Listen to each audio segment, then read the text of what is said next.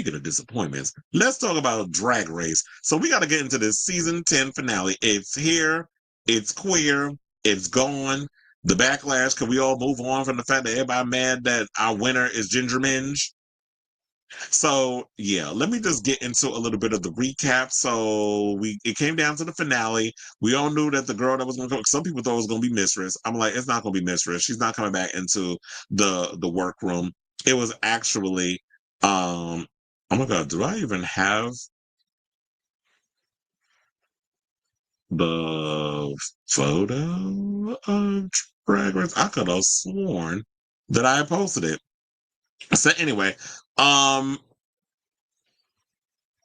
what had happened was, um, Kerry Colby was the one that ended up coming back to the show. I know they thought it was going to be Mistress Isabel Brooks. I was like, first of all, we don't want Mistress coming back. She was enough. And I already said from the beginning that I don't think it's going to be Mistress because I feel like after what she did to Aja, which everybody was giving discourses from Heidi M. Closet, or Heidi N. I was like Heidi N. Closet to who was it? Even Bob the Drag Queen. Everybody was chiming in on this situation. So people were pissed off at the way that she came across in the end. And I actually agree with them on that. Like me personally, I like Kerry Colby, but no shade. To me, I did not think that Kerry Colby was the girl that should have came back as the wild card. Who I thought, in my opinion, should have been Denali or even Tina Burner. I thought it should have been one of those two. We like Cuckoo, but Cuckoo is not enough where she's that girl that stands out at the end of the day. So I didn't really see it for her coming back in the finale. Also, shout out to Bussy Queen, because one of the things he said that I was like, I totally agree with. Like, if you're gonna bring back a wild card girl, you should have brought the wild card girl back when they did the final bracket, where they bring all the girls back for the finale. For the final episode. That's what, or not even when you merge the girls together. That's what I meant to say. That's what y'all should have done, but they didn't do that.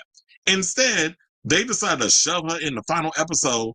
And another thing that was pointed out: why the hell did why was it only 3 judges that decided who they can come back, and they both voted on the same girl, Kerry Colby and freaking Mistress? I'm like, this is the dumbest shit ever. Production was producing, clearly. I didn't like how that whole voting situation went about. And of course, Rue just sits there. I'm just here. I just don't want to mess up my light. I want to stand still and be a robot and make sure the lighting is where it needs to be.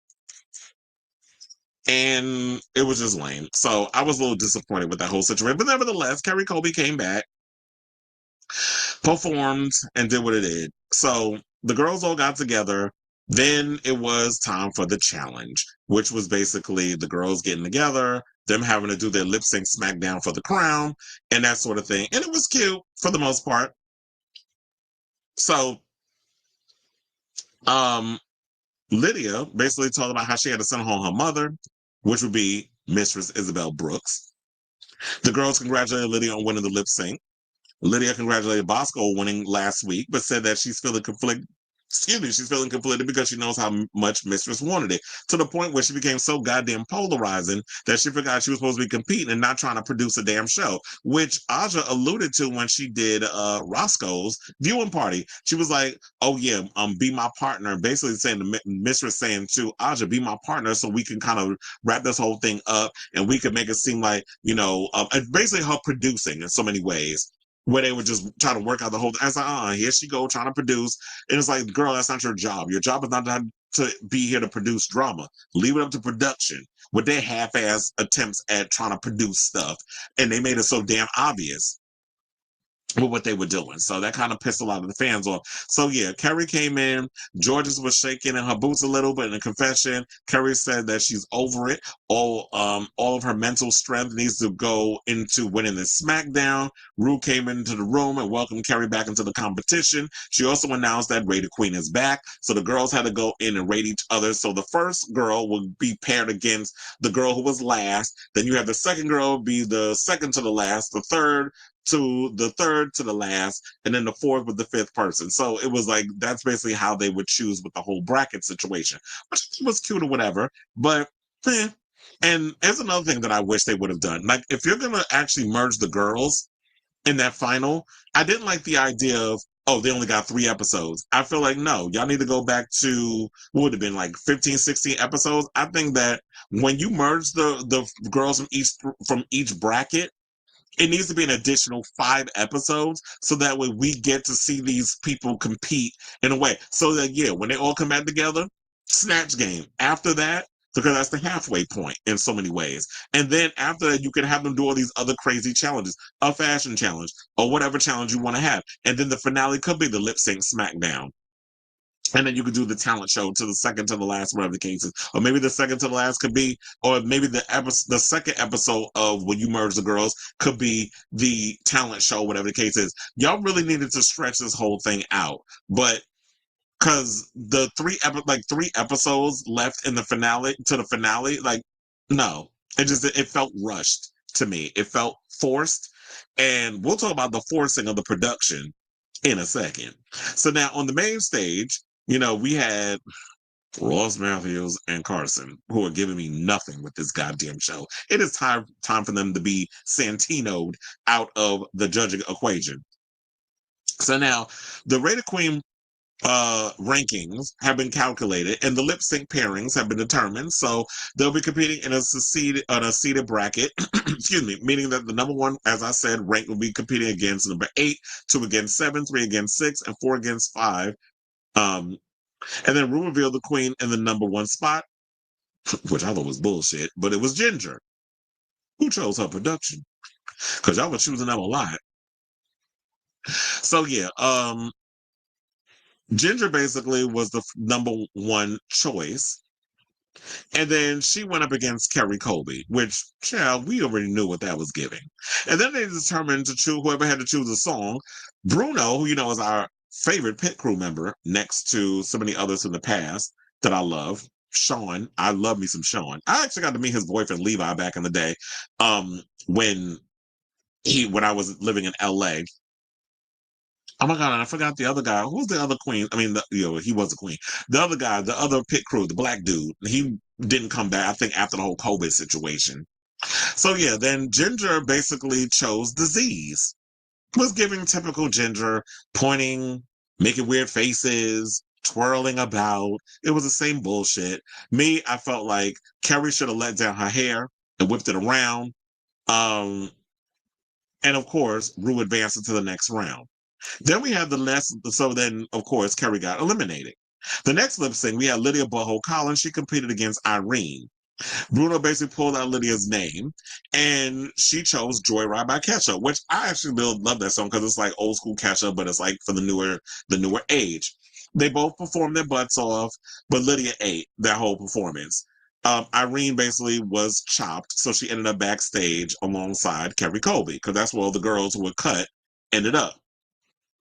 Now, the third lip sync, we had Georges, who faced against Aja. In my opinion, Georges and Aja get the best lip sync out of all the other girls that we saw up on the stage.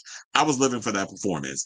And then Bruno basically pulled Georges' ball, and she picked Party Lights by Natalie Cole. Now, when she picked that, I don't think a lot of people thought that'd be a choice that Georges picked, but Georges is so full of energy. She's so tiny. She literally is just like an amazing live performer that it was just like, I didn't want her to go up against Aja because we know Aja gives in regards to her performance. She eats down with her performances. But unfortunately, Georges ate her up in that performance. Aja ended up getting chopped and going back to the workroom to watch with Kerry and Irene. Now, our final lip sync, we had Diabetica and Bosco going up against each other. And then we say at one point, Diabetti gets emotional because she and Bosco are like really close. They're really close friends, and she didn't want to have to go up against her, someone who she considers family. But that's the name of the game. We know it's drama, it's TV, so she ended up going up against her. And then they performed "Show Me How You Burlesque" by our favorite vocal masturbator, Christina Aguilera, who always has to show off every little word that she sings. She has to do all of that shit. It's like, okay, girl, relax. We know you can sing. So now they lip synced. Bosco ended up winning, and all that fan work that she was doing and stuff with the feathers. She was never. But this also made me wonder. I think they know which songs are gonna be picked because when it came down to the burlesque thing, they both came out in burlesque-esque outfits. Burlesque-esque. They both came out in those type of outfits. So I'm sitting there like, they knew what song they were. They knew they were going up against each other. It just felt produced. That also made me think, like, how would you know exactly what outfit to wear? Like, especially depending on the song. So you knew the song choice. So y'all gave it away with the wardrobe. I don't know if anybody caught that, but I just feel like y'all gave it away with the wardrobe. Now, we get to round two, which basically began with Bosco versus Ginger. So Bosco had just finished performing. That was a lot of work with her. She was already tired from performing up against Diabetica.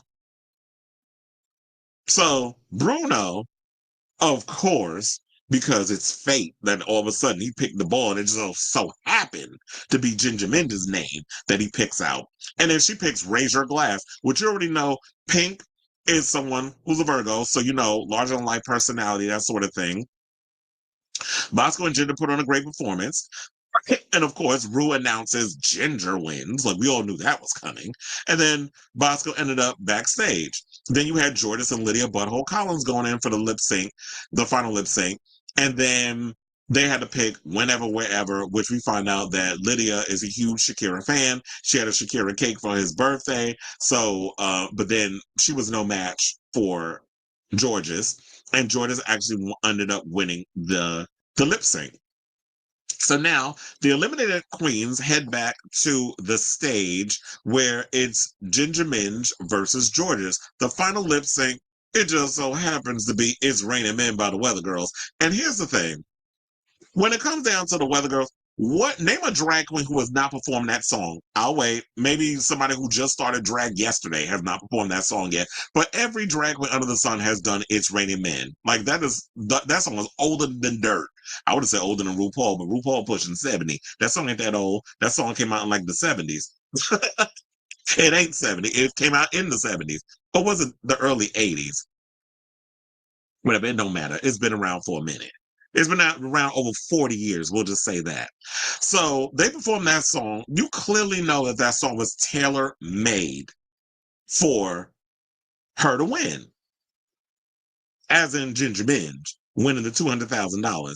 And they didn't find that out until they did the other video or whatever with where it was just her and Georges in the room together, and they had to rewatch the thing and put even more salt on the wound. They had Georges put the damn put the crown on her head. I'm like, you couldn't have the producers do that, because clearly this was producers' drag race. This wasn't even our drag race. But to reiterate with that, let's get into this story regarding Ginger Minj, because everybody was getting mad that Ginger Minj was crowned the winner. And I think it was stemming a lot from Ginger, the way that the show went on, especially with Bracket 3. People felt that this show was clearly being tailor-made for Ginger to win. Where it was just like, it was Ginger's drag race. Like, what was the point of the other girls being there? Because you clearly were the producers were forcing the show to be in a way where they wanted her to win. And I'm not trying to I don't want to try to take away Ginger's win, because Ginger is talented. She's a talented queen.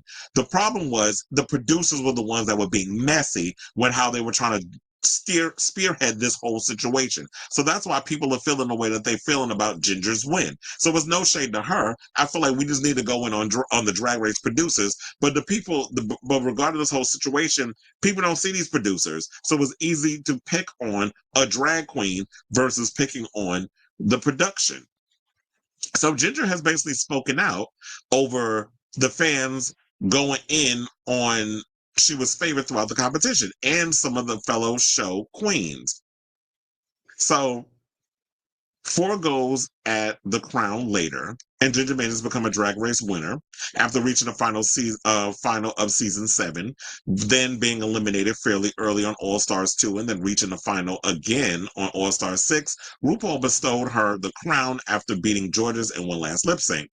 Ginger was the top 2 for all 3 episodes of the bracket, but also winning the season's post-merge Snatch game. The Glamour Toad was then awarded the win for all 3 of her finale lip syncs and subsequently the crown, but not everyone was thrilled. Now, throughout the competition, many queens and fans claimed that Ginger was favored by biased production and therefore handed an easy route to the crown. Now, before we get to this story, where she spoke to Entertainment Weekly about those critiques, I want to play out this clip that probably aired already because, it's already after 8 o'clock on the East Coast, and I believe they already played the Roscoe's episode that had Roxy Andrews and Plasma on it, but I have the clip of her talking about, hold on, because I got to go over to TikTok, the biasness of it all. So let's play what Roxy Andrews had to say, and then we'll come back and talk. So no, Roxy, you came back and you said, I'm feeling not time things. yet. Not time. She wants to hold it. Okay, we'll find out soon. It's just we can talk about it. Okay, what are we spilling on? Take a minute. So this might be controversial. Oh, I love controversy. But I'm gonna say it because I was outside and I'm like, I want to say this, but I don't know how to say it without upsetting some people. Right. You've always been concerned about people's feelings. Please download my album on iTunes. No, I'm just kidding. Because I'm thinking about the winning. Congratulations to Ginger. I'm not taking anything from her or any of the winners of RuPaul's Drag Race. But I can't go as a Latin entertainer forward to say that there has been one Latin winner of RuPaul's Drag Race in how many seasons? 17 and 10 All-Stars. Including All-Stars. In this country. 27 seasons. There has only been one Latin winner in all of those seasons. I'm going to say myself, Jewel Sparkles, and Georges have all been first runner-ups. Nina Flowers as well. Nina Flowers. What's wrong? RuPaul's Drag Race, if you're watching, I'm not reading the whole family, but what is going on? Like, it's been too long that a Latin queen, and they put the girls from Puerto Rico, and there's a lot of us that are Latin girls that don't wear, Puerto Rican flags every day, but we rep our countries, we rep our states, Absolutely. our provinces. I'm a Puerto Rican and Cuban queen. I'm very proud of that. So is Jules. It's time for another Latin queen. If the shoe was on the other foot and there had only been one white girl or one black girl, there would have been a big problem. And I don't see why this is just getting swept under the rug. Like there's not another Latin one. I know a lot of people fight for this, but I feel like Drag Race needs to be paying attention to what they're doing. And if it's going to be set up so much, make it for a Latin queen because it's been too long. And it's so funny that you say that because I'm not supposed to be cursing as much, but the fucked up part is that, and listen, I love production. I'm glad you guys give us all the content, all the queer representation and art. We love that. We love that. We're not coming for you in that sense, but we've heard production talk about, well, we need to crown a big girl. We need to crown a white girl. We need to crown a black girl. We need to crown, guess what they don't say? A Latin we need to girl. Crown a Latin girl. I never hear that. Never. I hear everything else but that. And that is a problem.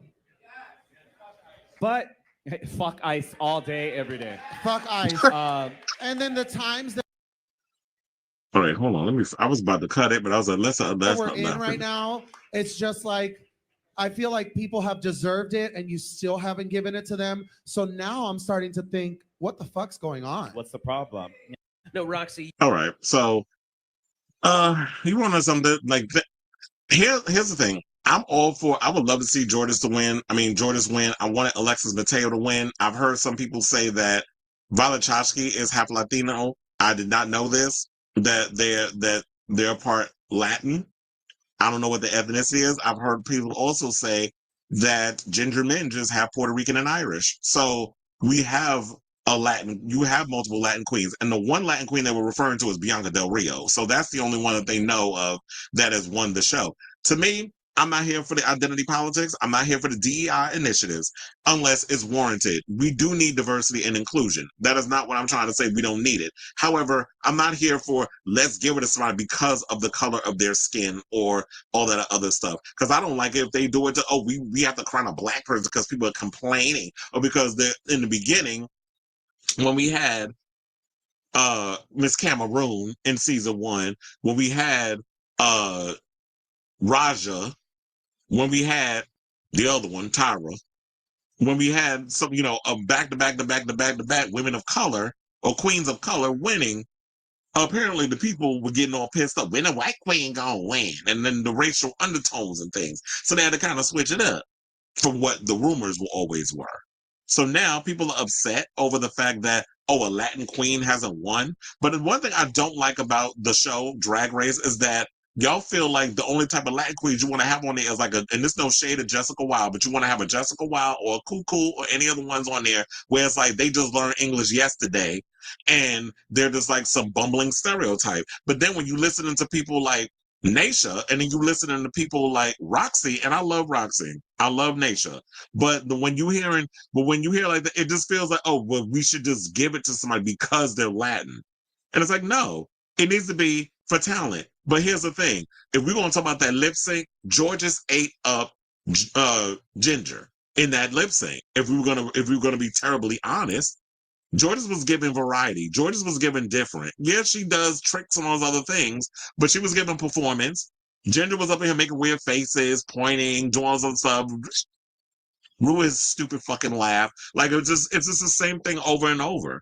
And it's easy. I guess it's not so hard to win Rue over because Rue likes dumb shit.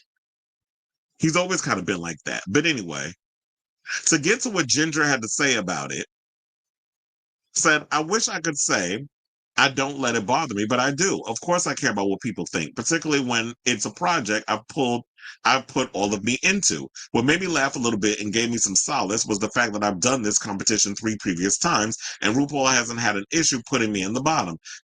Excuse me, making me lip sync for my life and not giving me a crown. But here's the thing, the times are different.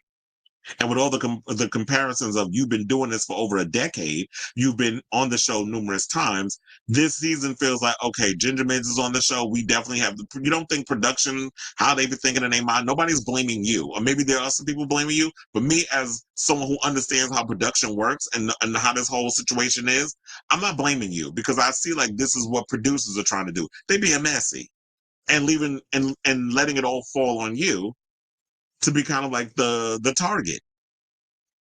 But you may, in your idea as a producer, have an idea where you want the show to go. But if the show is going in a different direction and you trying to force it to go where you want it to go, which it seems like that's what production is doing, then it just makes it obvious that you're trying to produce a narrative, whereas the universe is trying to steer it somewhere else. Because while, yes, you have done the show 4 times, it took you 4 times to get a crown, Jordan has done it more than once too. And she seemed to be hungrier than you. You may have said it in your confessionals how hungry you were, but when we're looking at Jordan showed like she really wanted more than any of these other queens on the show. And these other people, y'all just seem like sacrificial lambs. They just wanted y'all on TV for the sake of just having y'all there. Y'all were used. And it's no shade, but it just felt like y'all were being used by these shows' producers. So he went on to say there's never been an instance where I was favored throughout the past. Once I was announced for All Stars 10 before the first season of Me Ever Roll, or scene of Me Ever Rolled, the chatter started. They built the narrative for themselves. It gave me a bit of peace. All I could do is my best and live in the success of the moment. But here's the thing, I wasn't listening to all the chatter beforehand. So I don't know if people was like, oh, Jenna's gonna win. I don't know if that was the story because I wasn't really out here listening to the girls that way. But once I started watching the show and I started seeing like bracket 3, I pretty much just made up my mind on that because I could see through the beat. Like it was obvious what they were doing. So, is there any more to add to this?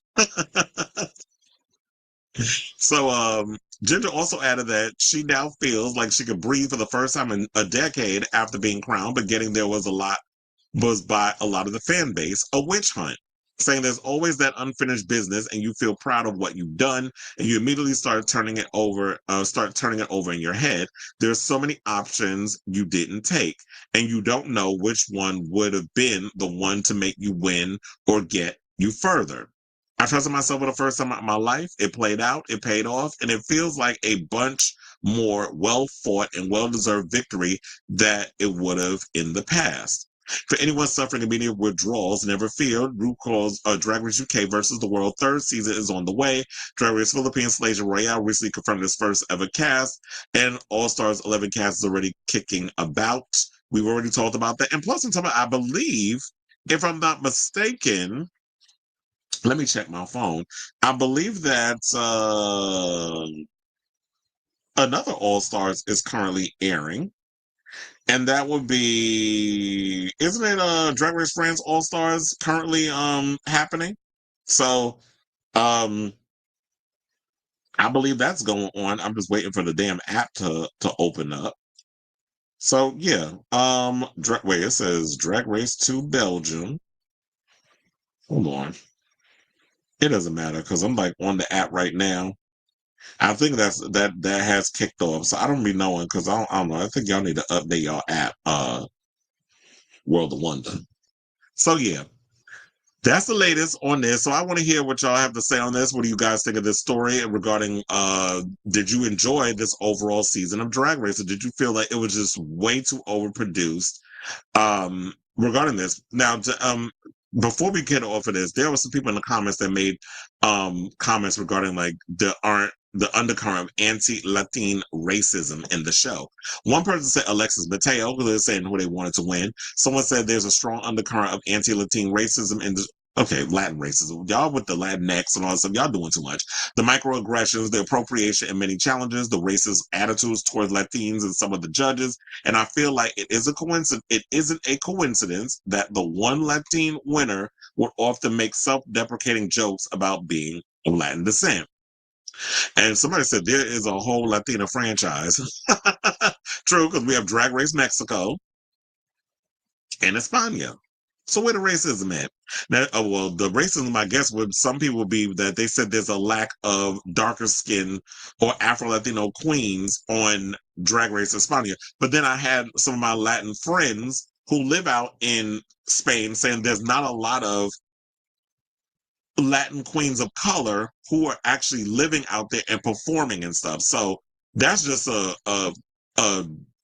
demographic thing. That is just the demographic isn't there. And they know a lot of the queens out there, so they don't. There's not a lot of them. So when people talk about there's not representation, I think you maybe need to know the country before you can make these accusations. So then another queen says, should a queen win because they're Latin? Every time a black queen has won, the fandom is mad and says that a diversity win, even when they did their best on the respective seasons. Absolutely. Plus, Drag Race has diversified into only Asian and Latin competitions. Roxy, Jules, Candy, Valentina, etc. just wasn't the best in their respective seasons. Well, some people beg to differ because they feel like Roxy should have won last All Stars. And someone said neither was Angeria. Ain't nobody claiming Candy.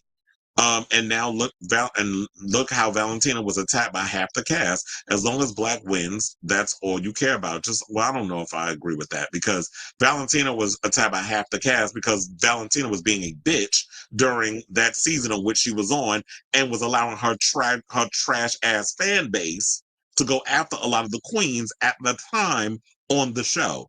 Valentina's a whole different person now. Those times have passed. It is, we've moved on past that. But at the time, Valentina wasn't out here going at her fans who were being very nasty and disgusting and racist and disrespectful towards a lot of the queens on the show because y'all was so happy to have that representation on y'all TV.